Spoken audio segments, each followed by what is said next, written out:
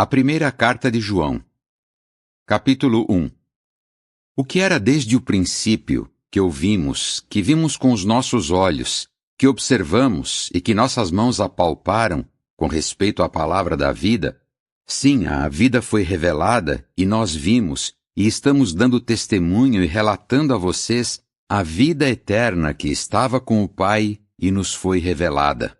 O que vimos e ouvimos, também estamos relatando a vocês, para que também possam estar unidos conosco. E nós estamos unidos com o Pai e com o seu Filho Jesus Cristo. Escrevemos estas coisas para que a nossa alegria seja completa.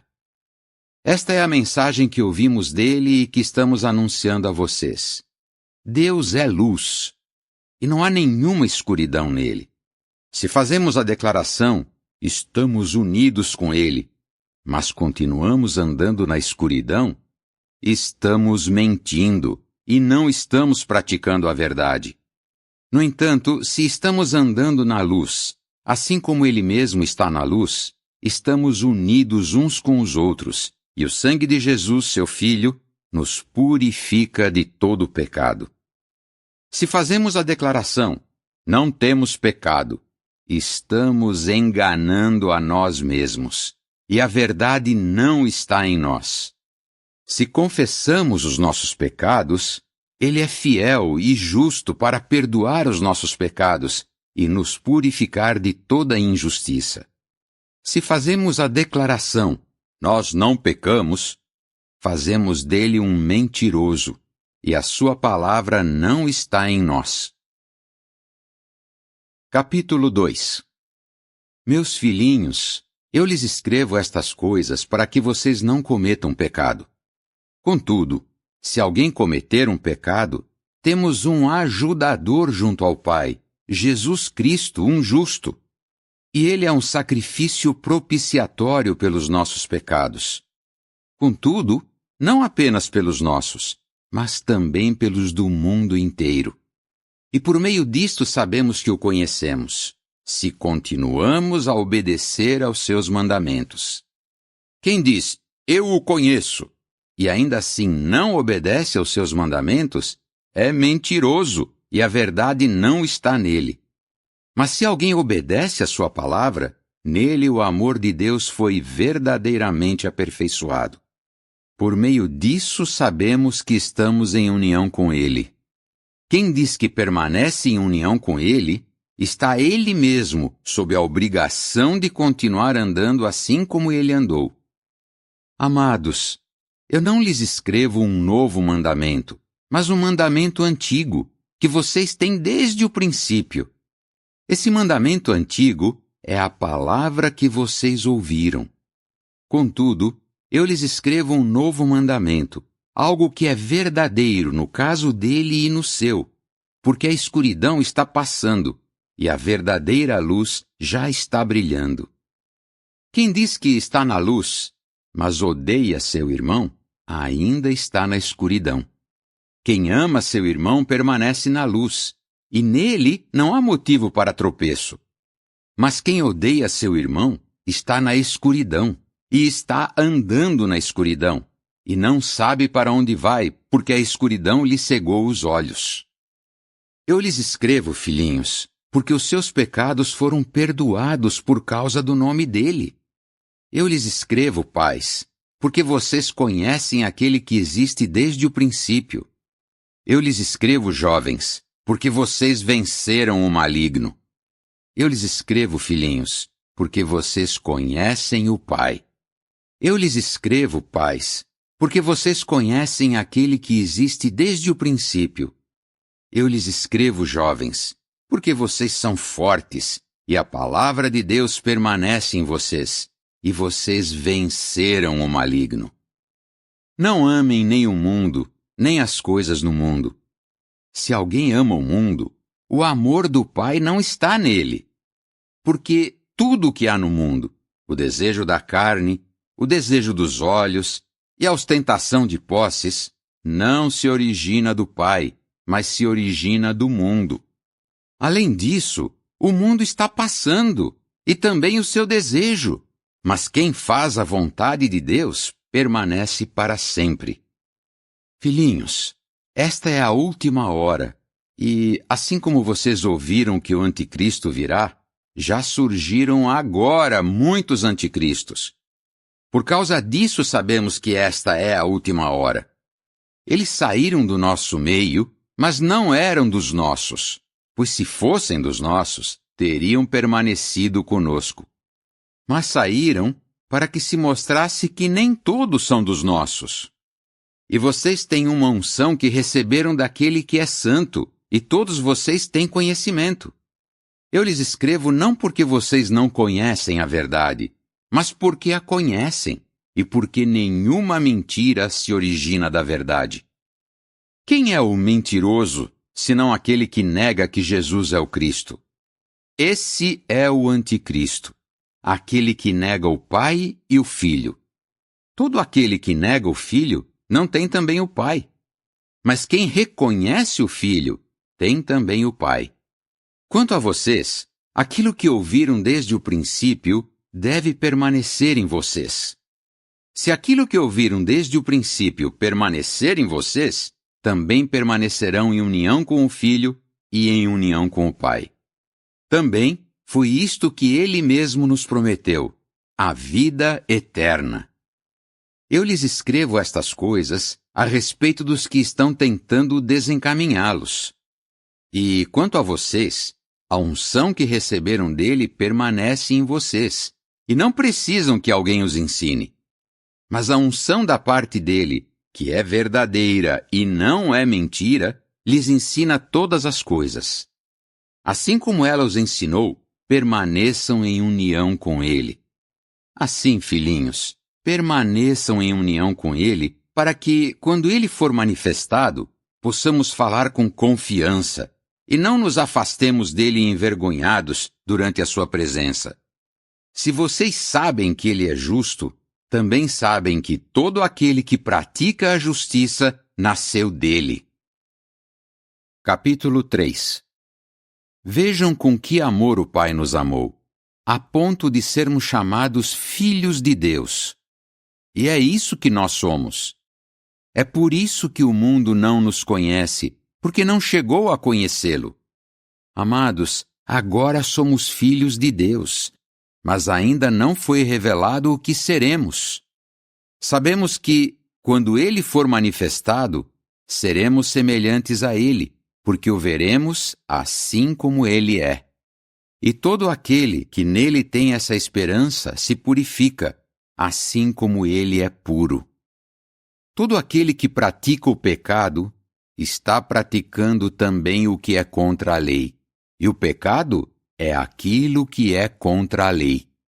Vocês sabem também que ele foi manifestado para tirar os nossos pecados, e não há pecado nele.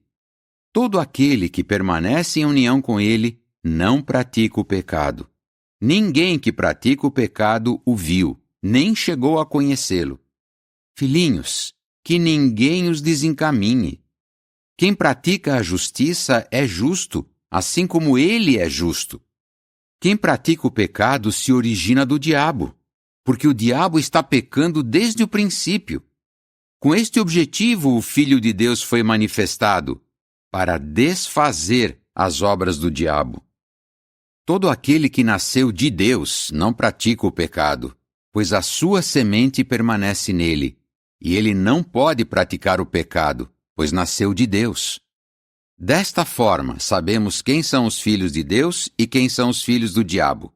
Aquele que não pratica a justiça não se origina de Deus, nem aquele que não ama o seu irmão. Porque esta é a mensagem que vocês ouviram desde o princípio: devemos amar uns aos outros. Não como Caim, que se originou do maligno e matou o seu irmão. E por que motivo o matou? Porque as suas próprias obras eram más, mas as do seu irmão eram justas. Não se admirem, irmãos, de que o mundo os odeia. Nós sabemos que passamos da morte para a vida porque amamos os irmãos. Quem não ama, permanece na morte. Todo aquele que odeia o seu irmão é assassino, e vocês sabem que a vida eterna não permanece em nenhum assassino. Por meio disto chegamos a conhecer o amor. Ele entregou a vida por nós, e nós temos a obrigação de entregar a vida pelos nossos irmãos. Mas, se alguém tem os bens deste mundo e vê o seu irmão passando necessidade, e ainda assim se recusa a lhe mostrar compaixão, de que modo o amor a Deus permanece nele? Filhinhos, devemos amar não em palavras, nem com a língua, mas em ações e em verdade. Por meio disso saberemos que nos originamos da verdade e tranquilizaremos o nosso coração diante dele sempre que o nosso coração nos condenar, porque Deus é maior do que o nosso coração e sabe todas as coisas. Amados, se o nosso coração não nos condena, temos confiança ao falar com Deus, e tudo o que pedimos recebemos dele, porque estamos obedecendo aos seus mandamentos e fazendo o que é agradável aos seus olhos. Realmente, este é o seu mandamento, que tenhamos fé no nome do seu Filho, Jesus Cristo, e que amemos uns aos outros, assim como ele nos deu um mandamento. Além disso, quem obedece aos seus mandamentos permanece em união com ele, e ele em união com esse. E pelo Espírito que ele nos deu, sabemos que ele permanece em união conosco. Capítulo 4. Amados, não acreditem em toda declaração inspirada, mas ponham à prova as declarações inspiradas para ver se elas se originam de Deus, pois muitos falsos profetas saíram pelo mundo afora. É desta forma que vocês podem saber se a declaração inspirada vem de Deus. Toda declaração inspirada, que reconhece que Jesus Cristo veio na carne, se origina de Deus. Mas toda declaração inspirada, que não reconhece Jesus, não se origina de Deus. Além disso, essa é a declaração inspirada do Anticristo, a qual vocês ouviram que viria, e agora já está no mundo. Filhinhos, vocês se originam de Deus e venceram a eles, porque aquele que está em união com vocês é maior do que aquele que está em união com o mundo. Eles se originam do mundo. É por isso que falam o que se origina do mundo e o mundo os escuta. Nós nos originamos de Deus. Quem conhece a Deus nos escuta. Quem não se origina de Deus não nos escuta. É assim que fazemos distinção entre a declaração inspirada da verdade e a declaração inspirada do erro. Amados, continuemos a amar uns aos outros, porque o amor vem de Deus, e todo aquele que ama nasceu de Deus e conhece a Deus. Quem não ama não conhece a Deus, porque Deus é amor. Por meio disto se revelou o amor de Deus em nosso caso. Deus enviou o seu Filho unigênito ao mundo para que ganhássemos a vida por meio dele. O amor consiste no seguinte: não que nós tenhamos amado a Deus, mas que Ele nos amou e enviou seu Filho como sacrifício propiciatório pelos nossos pecados. Amados, se foi assim que Deus nos amou, então nós também temos a obrigação de amar uns aos outros. Ninguém jamais viu a Deus. Se continuamos a amar uns aos outros, Deus permanece em nós, e o seu amor é aperfeiçoado em nós. Por meio disto sabemos que permanecemos em união com Ele e Ele em união conosco, porque Ele nos deu o seu Espírito. Além disso, nós mesmos vimos, e agora damos testemunho de que o Pai enviou seu Filho como Salvador do mundo. Quem reconhece que Jesus é Filho de Deus, com Ele Deus permanece em união, e Ele em união com Deus. E nós conhecemos o amor que Deus tem por nós, e acreditamos nesse amor. Deus é amor, e quem permanece no amor, permanece em união com Deus, e Deus permanece em união com Ele. Dessa forma, o amor foi aperfeiçoado em nós, para que possamos falar com confiança no dia do julgamento, porque, assim como Ele é, assim também nós somos neste mundo. No amor, não há medo, mas o perfeito amor expulsa o medo, porque o medo nos restringe. Realmente, quem tem medo não foi aperfeiçoado no amor. Nós amamos porque Ele nos amou primeiro. Se alguém diz, eu amo a Deus, e ainda assim odeia o seu irmão, é mentiroso. Pois quem não ama o seu irmão, a quem vê, não pode amar a Deus a quem não vê. E recebemos dele este mandamento: aquele que ama a Deus deve amar também o seu irmão. Capítulo 5. Quem crê que Jesus é o Cristo, nasceu de Deus. E quem ama aquele que causou o nascimento, ama também aquele que nasceu dele. Por meio disto sabemos que amamos os filhos de Deus, quando amamos a Deus e cumprimos os seus mandamentos. Pois o amor a Deus significa o seguinte: que obedeçamos aos seus mandamentos. Contudo, os seus mandamentos não são pesados, porque todo aquele que nasceu de Deus vence o mundo. E esta é a vitória que venceu o mundo, a nossa fé. Quem pode vencer o mundo?